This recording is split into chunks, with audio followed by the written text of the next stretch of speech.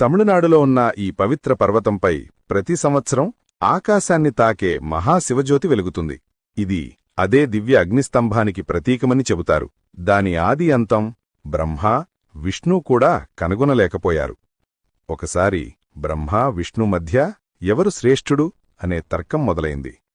అహంకారాన్ని దూరం చేసేందుకు భగవంతుడు శివుడు అనంతమైన అగ్నిస్తంభ రూపంలో ప్రత్యక్షమయ్యాడు. శివుడు ఒక సవాలు పెట్టాడు. ఈ అగ్నిస్తంభానికి ఆది లేదా అంతం ఎవరు కనుగొంటారో వారు శ్రేష్ఠులవుతారు అని. భగవాన్ విష్ణు వరాహరూపం ధరించి పాతాళానికి వెళ్లాడు.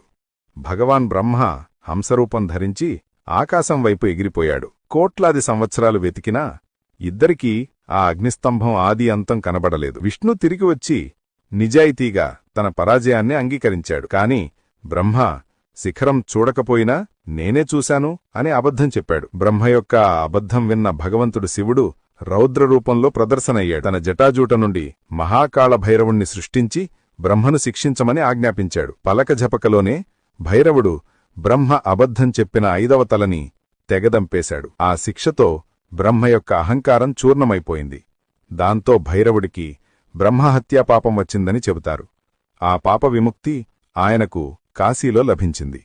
తర్వాత దేవతల ప్రార్థనపై ఆ అనంత అగ్నిజ్యోతి శాంతించి తమిళనాడు రాష్ట్రంలోని తిరువణ్ణమలై అనే ప్రదేశంలో అరుణాచల పర్వతం రూపంలో స్థిరపడింది. ఈ పర్వతం స్వయంగా భగవంతుడు శివుని అగ్నిస్వరూపంగా పరిగణించబడుతుంది.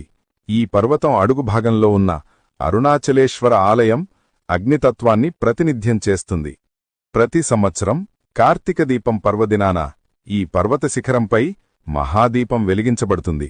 అది భగవంతుడు శివుని ఆ అనంత జ్యోతి రూపాన్ని గుర్తుచేస్తుంది.